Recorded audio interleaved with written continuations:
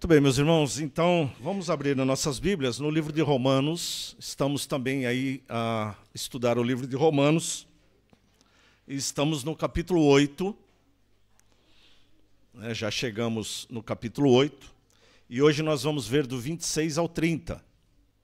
Romanos 8, do 26 ao 30. Eu quero convidar a igreja, os que puderem, ficar mais um instante em pé. Os que não puderem, assentados mesmo. Romanos 8, do 26 ao 30. E diz assim a palavra do Senhor. Também o Espírito, semelhantemente, nos assiste em nossa fraqueza, porque não sabemos orar como convém. Mas o mesmo Espírito intercede por nós sobremaneira, com gemidos inexprimíveis. E aquele que sonda os corações sabe qual é a mente do Espírito, porque segundo a vontade de Deus é que ele intercede pelos santos, sabendo que todas as coisas cooperam para o bem daqueles que amam a Deus, daqueles que são chamados segundo o seu propósito. Porquanto, aos que de antemão conheceu, também os predestinou para serem conformes à imagem do seu Filho, a fim de que ele seja o primogênito entre muitos irmãos. E aos que predestinou, a estes também chamou. E aos que chamou, a esses também justificou. E aos que justificou, a esses também glorificou. Palavra do Senhor. Vamos ter mais um momento de oração. Ó Deus, nós te agradecemos, Senhor, pela tua palavra que agora vai ser exposta. Pedimos, ó Deus, que o Senhor prepare os nossos corações através do teu Santo Espírito, e que o Senhor possa usar o teu servo para expor a sua palavra, em nome de Jesus. Amém e graças a Deus. Os irmãos, então, podem tomar assento. Muito bem, meus irmãos, nós continuamos a passar pelo livro de Romanos, um livro que já dissemos é o fundamento da teologia cristã, é o fundamento da cristandade, né? Ninguém deveria ser cristão e não ler o livro de Romanos. Eu sei que muitas vezes tem alguns livros que nós temos algumas dificuldades, né? Mas isso não deve ser motivo de nós não lermos. É que nem, por exemplo, Apocalipse, né? Às vezes a pessoa fala, Apocalipse é um livro difícil, então não vou ler. Leia o livro de Apocalipse, né? Porque ele faz parte da Bíblia. Então, nós não podemos selecionar livros. Você pode não entender algumas questões ali, né, mas você deve ler, né, porque tem questões que você vai entender. Então, você deve ler todos os livros, né, todos os livros. E na última mensagem, então, que nós fizemos aqui, a respeito do livro de Romanos, nós estudamos os versículos 18 até o 25, do capítulo 8. Né? E nós falamos sobre os sofrimentos do tempo presente e as glórias do porvir. Foi esse o tema central daquele estudo. Né? Paulo diz ali que ele tinha por certo que os sofrimentos do presente não poderiam ser comparados com a glória do porvir a ser revelada em nós. Versículo 18. Então ele diz que por causa do pecado, toda a natureza, toda a criação geme. 19 ao 22. Semelhantemente, Paulo diz, não apenas a criação imaterial, né, mas também a própria pessoa, nós também gememos, os cristãos também gemem. Portanto, toda a criação geme na expectativa, na ânsia da volta de Cristo, que vai restaurar todas as coisas. E essa é a nossa esperança, a volta de Cristo, quando Ele tornará novos céus e nova terra, e nós viveremos com Ele. Paulo diz que porque na esperança nós fomos salvos, versículo 24. Agora, então, Paulo continua a sua exposição, porque os irmãos lembram que já falamos aqui, que essas divisões que hoje nós vemos na Bíblia, capítulos, livros, né, subtítulos, títulos, né, não faziam parte da carta. Né? A carta era um contínuo, era uma carta. Né? Era um contínuo. Paulo não pôs os números, né? Capítulos, versículos. Isso foi feito para que nós pudéssemos ter mais facilidade em memorizar, né? E entender mais facilmente o que é que Paulo e os outros autores que Deus usou para escrever a Bíblia, né? Entender mais facilmente, né? Então, Paulo ele continua. Ele diz que não apenas nós e a criação geme, mas também o Espírito Santo geme. É o versículo 26, né? Também o Espírito Santo, semelhantemente, nos assiste com gemidos inexprimíveis.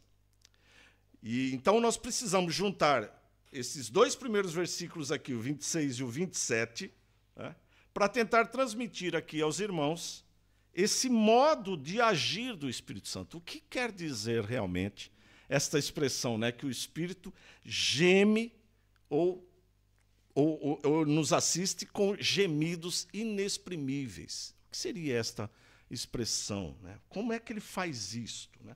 Então, nós vamos reler os versículos 26 e 27, né? E diz assim: também o Espírito, também por quê? Porque ele está numa continuidade, né? Ele falou de toda a criação, depois ele falou também nós, os cristãos, e agora ele fala também o Espírito, né? Ele está numa continuidade, né? Está fazendo uma continuidade, né? Então, também o Espírito semelhantemente nos assiste em nossa fraqueza, porque não sabemos orar. Então, aqui Paulo está a dizer que nós não sabemos orar, né? É ele que está a falar, não sou eu, né? Então, ele está a dizer, nós não sabemos orar como convém. Mas o mesmo Espírito intercede por nós sobremaneira com gemidos inexprimíveis. E aquele que sonda os corações, Deus, sabe qual é a mente do Espírito, porque segundo a vontade de Deus é que o Espírito intercede pelos santos.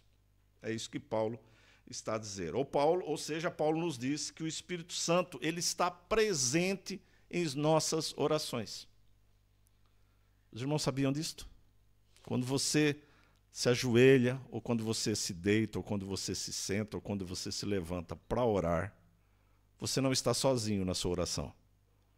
O Espírito Santo de Deus está contigo, até porque no cristão ele está sempre presente, não é? O cristão é a habitação do Espírito. Então ele está sempre presente. Mas como é que ele faz isso? E Paulo diz que ele faz isso intercedendo por nós.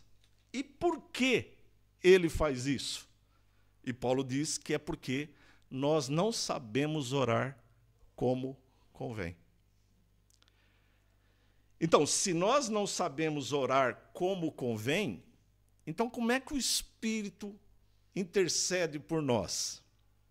E isto é maravilhoso, meus irmãos. O Espírito Santo ele age aqui como um filtro. Nós vamos falar um pouco mais. Mas entenda, né? O filtro ele faz assim, ele faz uma separação, né? Ele deixa mais claro aquilo que você está a filtrar, né? Então, Deus é tão maravilhoso que ele, no seu plano de ter esse relacionamento com nós, sabendo das nossas limitações e fraqueza na oração, o Espírito Santo age como o intercessor diante de Deus por causa da nossa falha no orar, né?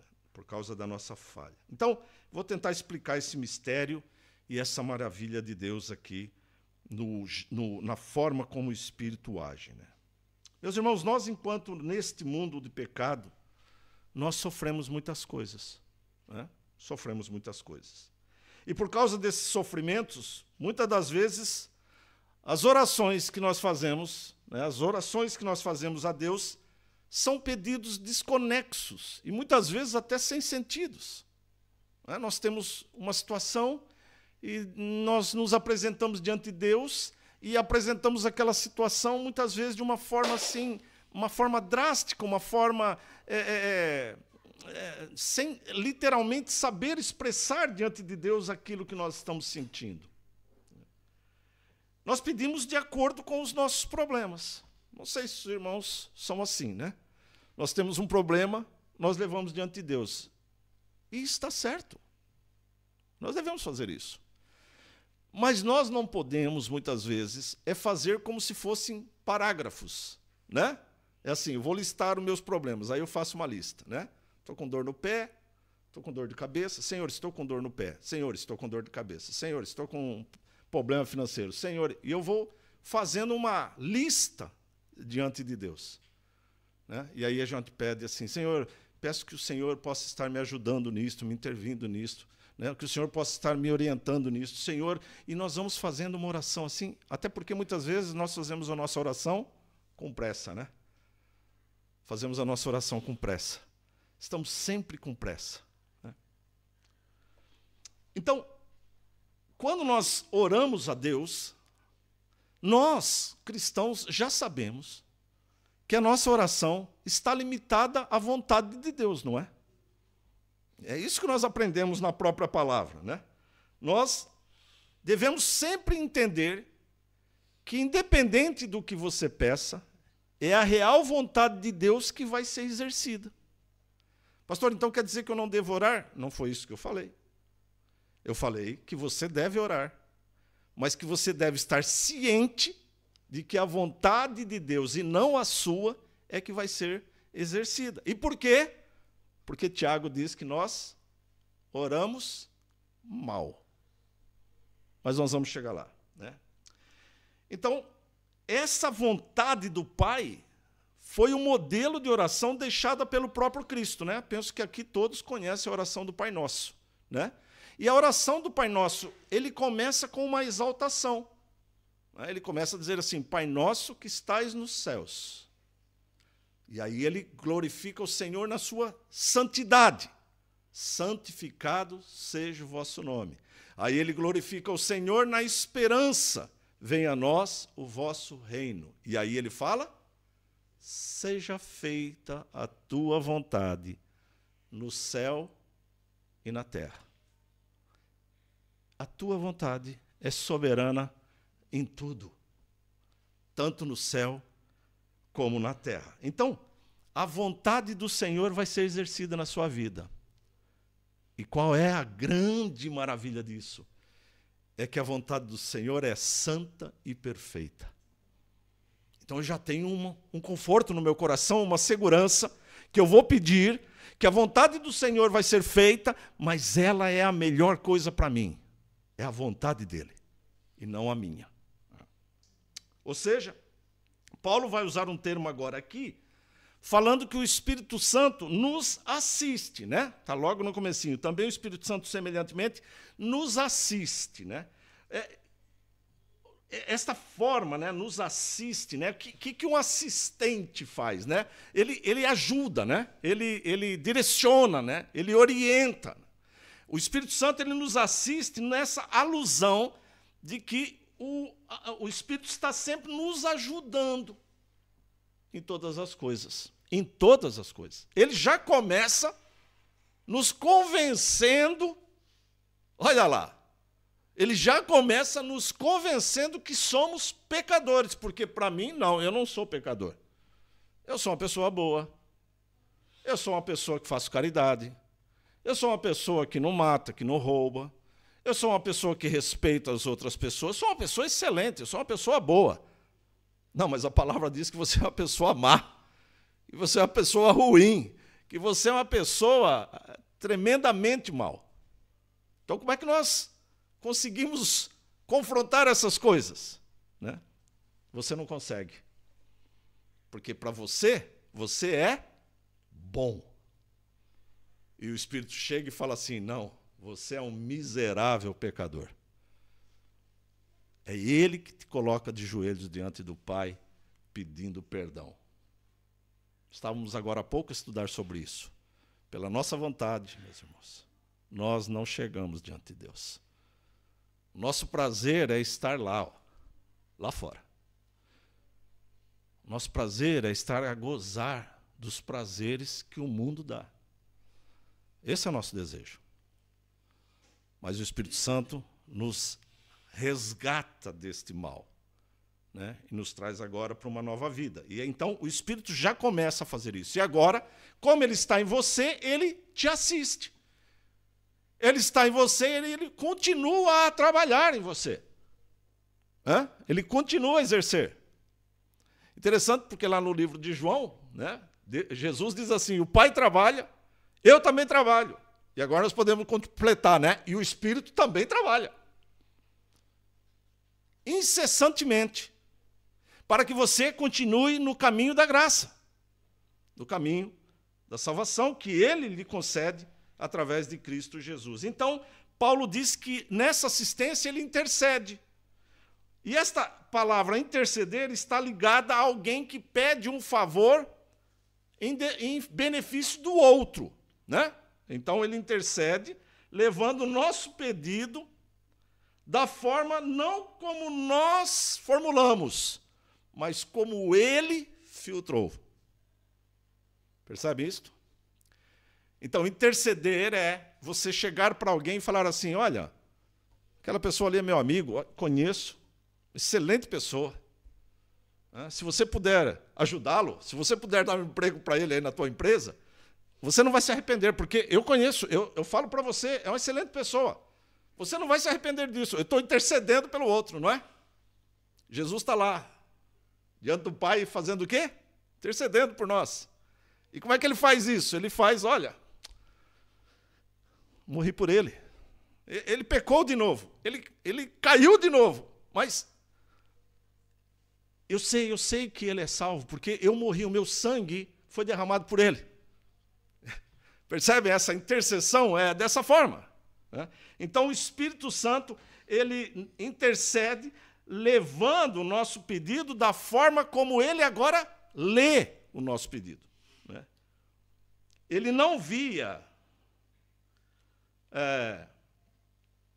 Ele não vai à presença de Deus e diz assim, olha, ele está pedindo uma casa, conceda-lhe esse desejo.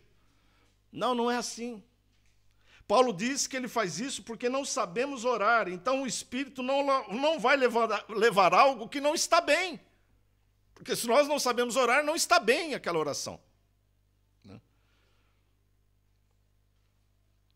Quando Paulo diz que não sabemos orar como convém, ele está a dizer que não sabemos o modo certo, nem mesmo o que devemos pedir, pois não conhecemos a vontade do Pai. Se a vontade do Pai vai ser exercida, e eu não sei a vontade do Pai, então muitas vezes eu estou orando algo que é contra a vontade do Pai. O que é que o Espírito faz? Lapida isso. Filtra. Porque o Espírito sabe a vontade do Pai, né? Eu vou dar aqui um exemplo, né, baseado numa afirmação de Paulo, para que os irmãos possam ir entendendo isto. E eu vou usar aqui uma outra versão. Eu gosto da revista atualizada, né, mas eu vou usar a NVI, que é uma versão que traz mais assim clareza em algumas questões, né? E na NVI, lá em Filipenses 1, versículo 22 ao 24, Paulo ele expõe ali uma dúvida interessante. Ele diz assim, e já não sei o que escolher. Estou pressionado dos dois lados. Desejo partir e estar com Cristo, o que é muito melhor. Contudo, é mais necessário, por causa de vocês, que eu permaneça no corpo, que eu permaneça vivo. Perceba como é que Paulo está aqui. Paulo está a expressar o sentimento dele. Paulo sabe qual vai ser a resposta de Deus, mas Paulo está a expressar uma dúvida. Mas Deus sabe a certeza. O que é que ele ia usar Paulo? Mas isso não quer dizer que eu não possa expressar uma dúvida, né? Então, alguém, por exemplo, que vê um ente querido a sofrer terrivelmente por causa de uma enfermidade, uma doença terminal, por exemplo, e que nós vemos isso dia após dia, aquela dor, aquele sofrer, aquela pessoa a gritar muitas vezes de dor. Nós olhamos para aquilo, nós vemos ela se definhando, nós vamos presenciando aquilo, e nós vamos orar ao Senhor. E nós vamos, diante do Senhor, expressar a nossa dúvida. E como é que nós oramos muitas vezes? Nós oramos dizendo assim: Senhor, eu sei que o Senhor pode curá-la. O Senhor tem o poder para fazer isso. O Senhor é poderoso para fazer isso. Mas, Senhor, ela está a sofrer tanto. Se o Senhor não curá-la, Pai, abrevie a sua dor. Leve-a, Pai. Já pensaram nisso? Muitas vezes, pessoas que se confrontam com esse tipo de problema, oram desse jeito, meus irmãos. Porque ela sente uma tristeza tão grande de ver aquela pessoa sofrer. Percebem? Eu tenho uma dúvida. Eu sei que o Senhor pode, mas eu não sei qual é a sua vontade.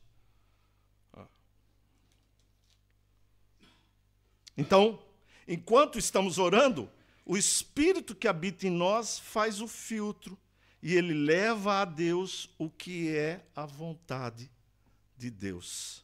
Veja o que Paulo fala aqui no versículo 27. E aquele que sonda corações, ou seja, que sabe o que vai em nossos corações, sabe qual é a mente do Espírito, porque segundo ele faz a vontade de Deus. Então, aquele que sonda o nosso coração fala pela mente do Espírito aquilo que é a vontade de Deus. Paulo está a dizer que o Espírito intercede porque sabe qual é a vontade de Deus. Lembre-se, meus irmãos, há um só Deus, o Pai, o Filho e o Espírito, eles agem juntos. Um só pensamento, um só ser, um só agir. São três, mas vivem em um, ou seja, há um só Deus operando. Então, o Espírito que conhece a vontade do Pai, leva ao Pai a vontade do Pai.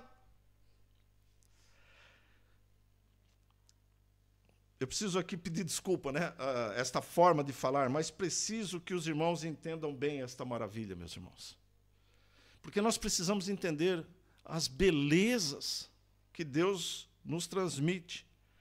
Paulo fala assim: como que o Espírito faz isso? E ele diz: com gemidos inexprimíveis. Versículo 26. E o que é o que é gemidos inexprimíveis? Bom, é o Espírito apresentando o nosso gemido. Lembra que Paulo está a falar sobre gemer.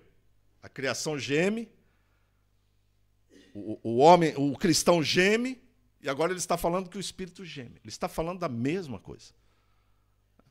E ele está a dizer agora que o Espírito apresenta o nosso gemido, ele apresenta as nossas lágrimas diante do Senhor.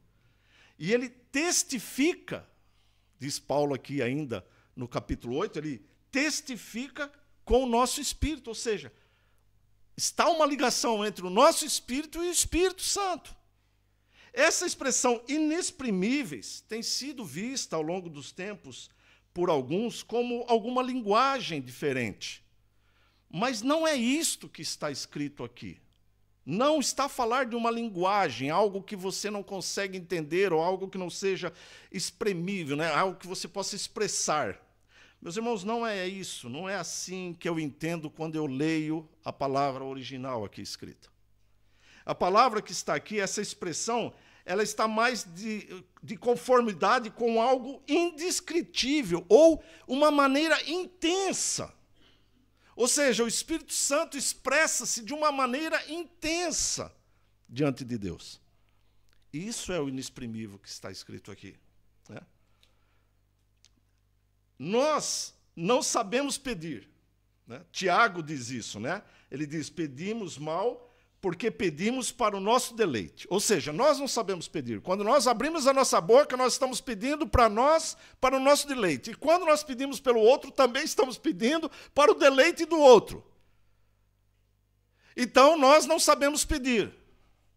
E o Espírito, então, ele age dentro de nós nesse sentido de expressar aquilo que literalmente nós deveríamos estar pedindo, né, diante de Deus.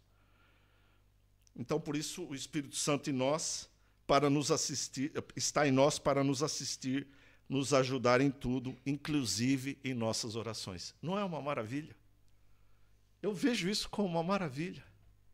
Ele me salva, ou ele me leva à salvação, né? Quem me salva é Cristo, no sangue de Cristo, mas o Espírito me conduz a essa salvação. E agora ele está em mim, me orientando. Jesus, na sua oração, falando sobre a vinda do Espírito Santo, a vinda do Consolador, ele diz, ele vos ensinará todas as coisas, ele vai ajudá-los, ele vai conduzi-los. E ele está a fazer isso em nossas vidas. Isso é uma maravilha. Porque nós continuamos no pecado, nós continuamos nesta carne. E esta carne está contaminada, mas o Espírito nos ajuda, nos auxilia, até mesmo em nossas orações. Ainda nessa questão aqui que envolve os sofrimentos presentes e a glória do porvir, Paulo continua dizendo, aqui no versículo 28, né? Sabemos que todas as coisas cooperam para o bem daqueles que amam a Deus, daqueles que são chamados segundo o seu propósito. Né?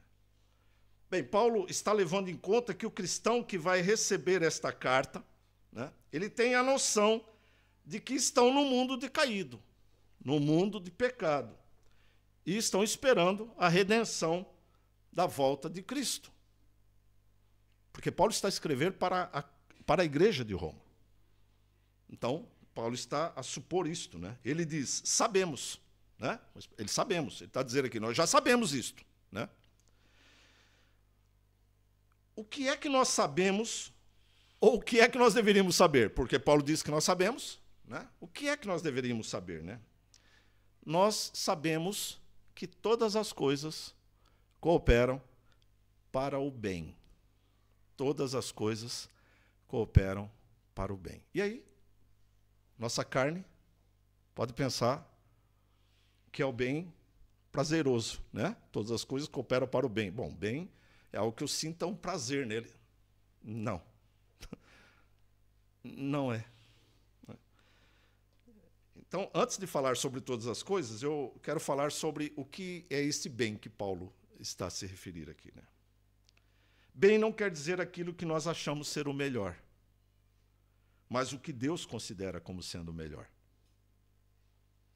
Vimos que há pouco aqui, um pouco atrás aqui, que nós não sabemos pedir. Então, esse bem não pode ser algo que eu peça porque eu não sei pedir. Por isso, então, o Espírito nos assiste. E isso continua. Qual o propósito final da vida cristã? Crescer na semelhança de Cristo. Então, qual é o bem? Que eu seja na semelhança de Cristo. Esse é o bem que Paulo está a dizer aqui. Então, todas as coisas são necessariamente, ou seriam as coisas que consideram boas ou agradáveis, mas tudo, inclusive, as provações que nos vão advir. Todas as coisas, inclusive as provações que nos virão. Paulo diz em Atos 14, 22, né? Ele adverte ali os cristãos da Galácia, dizendo, é necessário que passemos por muitas tribulações para entrarmos no reino de Deus. Pois é. Então, se você entrou aqui hoje, pensando que eu iria dar alguma solução para algum problema seu, eu quero dizer que você está sendo preparado para entrar no reino de Deus. É as tribulações que nos fortalecem, meus irmãos. É na tribulação que nós temos mais intimidade com Deus. Por isso Deus permite que nos advenham as tribulações. Jó lamenta durante 38 capítulos. Mas no final ele diz assim, antes eu conhecia de ouvir falar. Eu sabia quem era o Senhor. Mas hoje, os meus olhos te veem. Será que ele viu a Deus? Não, ele não viu a Deus. Mas ele entendeu o que Deus tinha para ele. E todo aquele sofrimento foi o quê? Um abrir de olhos. Um abrir de olhos. Às vezes nós precisamos passar por certas questões para nos abrir os olhos. Para abrir os nossos olhos. É como então se Paulo estivesse dizendo que é nas tribulações que nós somos moldados à imagem de Cristo. Lembra-se? Cristo disse que ele é um homem experimentado em dores. Nós estamos sendo moldados, meus irmãos. Por isso diz Cristo que nós devemos tomar a nossa cruz e segui-lo. Tomar a cruz é enfrentar situações adversas. Ou você esqueceu o que foi a cruz de Cristo? Ou você esqueceu o sofrimento que Cristo passou para chegar à cruz de Cristo, na sua cruz? Então, Paulo está a dizer isto. Paulo está a dizer que nós estamos sendo lapidados. Aqui no versículo 29, ele diz assim, para serem conformes à imagem do seu Filho. Ou seja, essa situação que nós passamos está a nos moldar para que nós literalmente possamos ser a imagem de Deus, a imagem de Cristo. E é nas tribulações que nós buscamos mais fervorosamente a Deus, com gemidos inexprimíveis, assistidos pelo Espírito. É assim. Então, estas coisas, elas cooperam, ao contrário do que muitas vezes nós podemos pensar, né? Mas diz aqui que todas as coisas cooperam, te ajuda. Não é uma disciplina sem razão o sofrer, mas uma disciplina de correção e com um propósito: sermos a imagem de Cristo. Sermos a imagem de Cristo. Meus irmãos, quanto amor nós podemos ver em Deus quando nós somos disciplinados. Não é isso que a palavra diz? Deus corrige ao seu inimigo? Não. Deus corrige ao que ama. Então, quando nós somos corrigidos, nós olhamos para Deus e vemos o amor de Deus em nós. É desta forma. É desta forma. Então, aquilo que você está a passar, aquilo que você está a sofrer, as situações que estão a se agravar, coloque diante de Deus.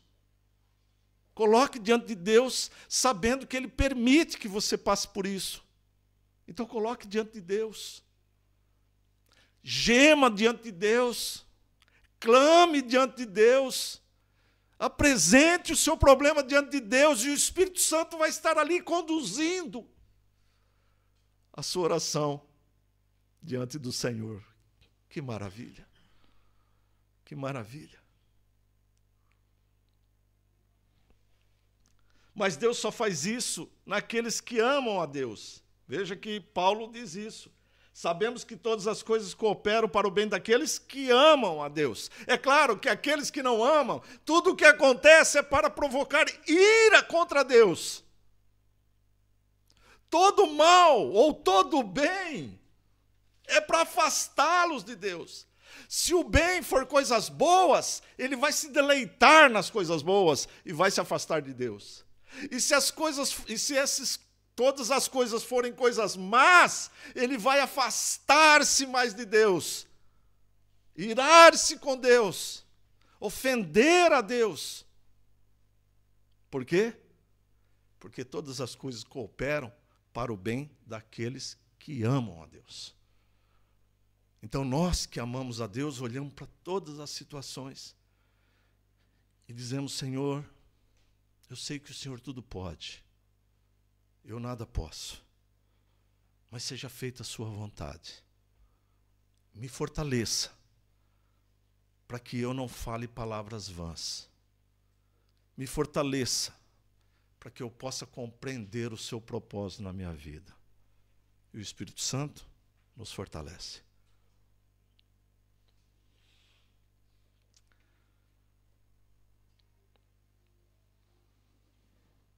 Então, Deus, no seu propósito soberano, diz a palavra do Senhor aqui ainda, né? Chamou, está aqui, daqueles que são chamados, né? Segundo o seu propósito. Então, no seu propósito soberano, Deus chamou alguns para que possam herdar o reino de Deus. E nós não vamos adentrar nisto, porque já falamos aqui várias vezes, né, sobre a questão da eleição soberana de Deus. Agora, no versículo 29 e 30, Paulo vai expor quem são essas pessoas. Quem são essas pessoas aqui? Sabemos quem são elas. Sabemos que todas as coisas cooperam para o bem daqueles que amam a Deus, daqueles que são chamados. Quem são esses? Aqueles que são chamados, aqueles que sabem. Quem são esses? Paulo, então, vai expor no versículo 29 ao 30 quem são essas pessoas. Quem são os beneficiários destas coisas que cooperam para o bem. Paulo diz que Deus chamou segundo o seu propósito. Qual o propósito? São perguntas que nos vêm. E qual o propósito? Então, no seu chamado eficaz, no seu chamado irresistível, quando Deus atrai para si poderosamente o pecador para um relacionamento com ele, está lá em Romanos capítulo 1, versículos 6 e 7, o propósito de Deus é levar cristãos a serem conformes à imagem do seu Filho. Esse é o propósito de Deus. Levar cristãos a serem conformes à imagem do seu Filho. Percebam que Deus está sempre atuando. Sempre atuando. Ele atua na nossa salvação. Ele atua na nossa santificação. E Ele atua na nossa glorificação. Ele está sempre atuando. Sempre atuando. E como é que Deus faz isso? Então vejamos aqui as sequências que Paulo apresenta dessas ações de Deus. Ele diz assim, pois aos que de antemão conheceu, ou seja, antes da fundação do mundo, antes de todas as coisas existirem, ele também os predestinou para a salvação. O sentido aqui mais exato para a palavra conhecer é entrar em relacionamento com. Ele conheceu porque ele sabia que ia te formar. Então ele já te conheceu, né? E ele conheceu a todos que iriam formar, mas predestinou alguns. Desde antes da fundação do mundo. Então Deus chama um povo e com estes mantém um relacionamento. Nós vemos isso claramente no Antigo Testamento. Deus chamou um povo. E ele diz assim, eu te chamei, Abraão, não porque você fosse alguém especial, mas porque eu quis. Dentre todos os povos, eu te chamei. Ele disse para Israel, ó Israel, tu és o meu povo. Eu te chamei. Não chamei os outros povos, te chamei. Ou seja, nós vamos ver sempre esse relacionamento com Deus, né?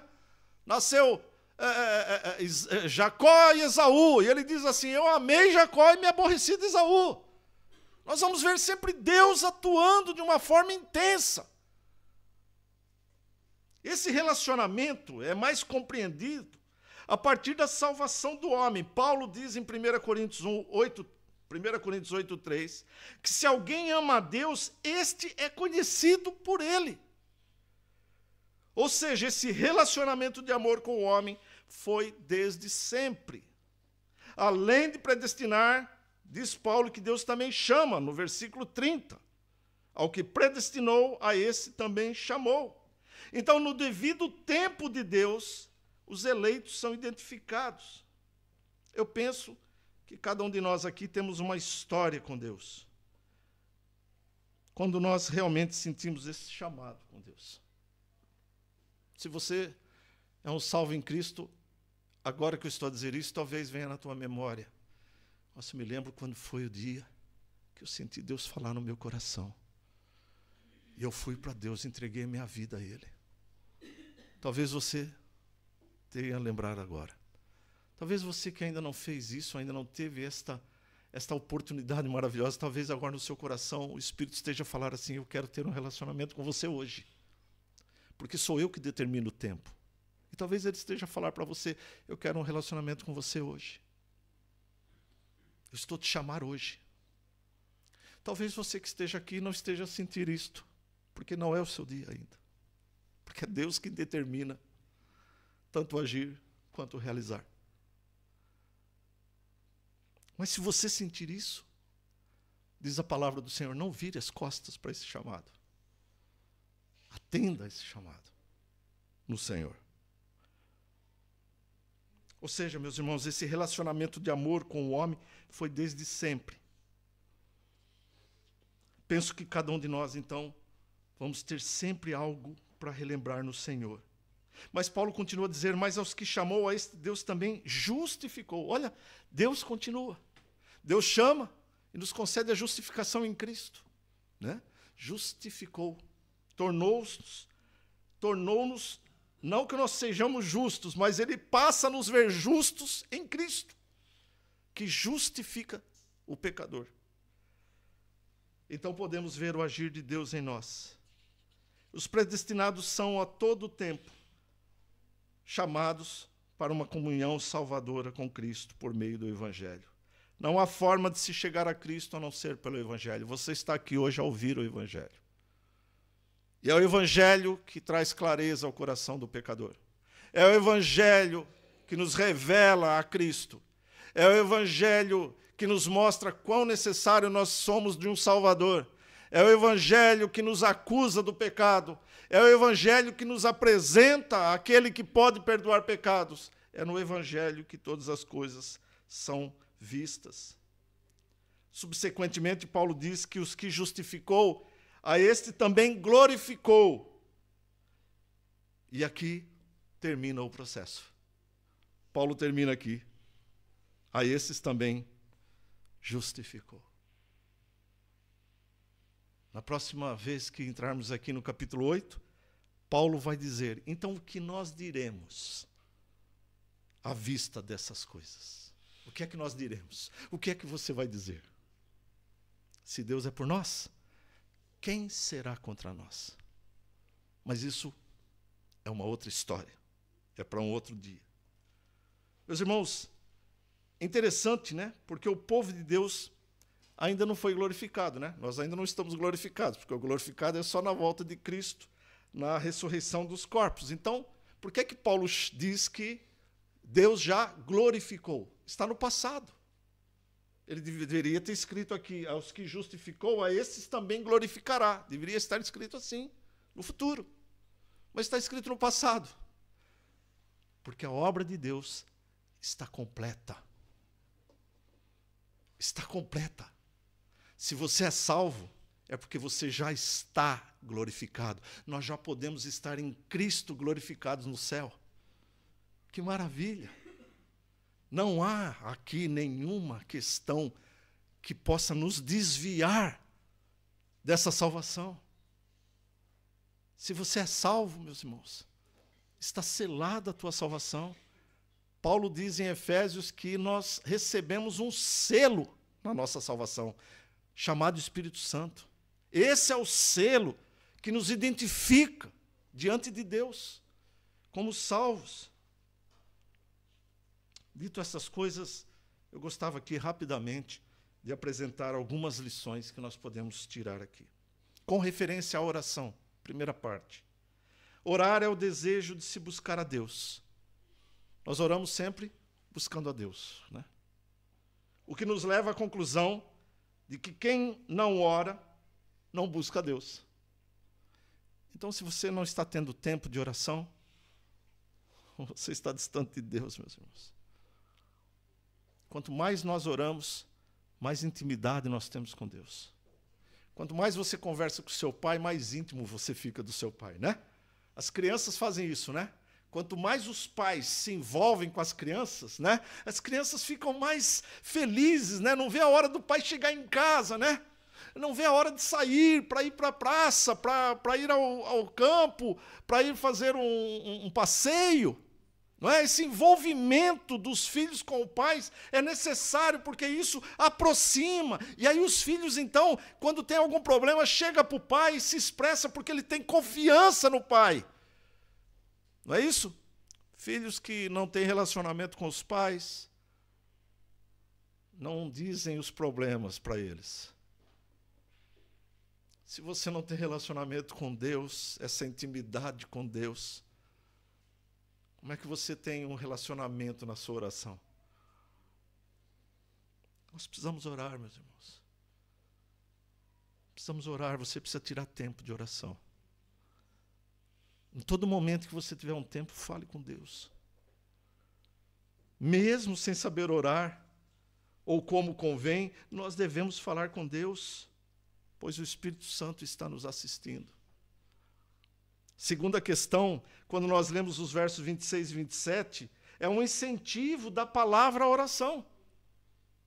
Pedimos diante de Deus e o Espírito, de uma maneira intensa, intercede por nós.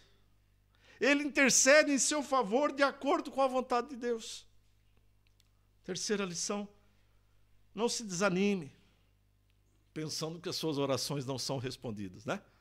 Às vezes a gente ouve pessoas dizendo assim, pastor, eu oro tanto, peço tanto a Deus, parece que ele não me ouve. Ele não me ouve, ele não me responde, eu não tenho uma resposta de Deus, pastor. Deixa eu te dizer uma coisa. Talvez você não esteja vendo a resposta de Deus. Mas Deus responde a todas as perguntas. Ou todas as orações, perdão. Deus responde a todas as orações. E o silêncio de Deus é uma resposta à sua oração. Lembre-se que eu disse, você ora, o Espírito lapida, filtra a sua oração, deixando-a de uma maneira mais apresentável, mais correta, diante dos propósitos de Deus para a sua vida. E Ele faz a sua vontade. E Ele faz a sua vontade. Então, quando você orar, deixe diante do Senhor. Você não tem poder. Você não tem poder para mudar nada. Você não pode determinar nada diante de Deus. Muitas vezes hoje a gente ouve muitas pessoas dizendo, eu determino, você não determina nada. Quem é você? Ó vermezinho de Jacó, diz a palavra, né? Você é um negocinho. Você é um ponto. Mas amado por Deus. Nós não podemos determinar, nós não podemos declarar nada. Quer declarar alguma coisa? Declare que o Senhor é o seu Salvador. Isso você pode declarar. Declare isso, então, na sua vida. Com referência às ações de Deus, nós também temos 3 lições aqui que nós podemos ver. Primeiro, todas as coisas cooperam para o seu bem. Todas as coisas.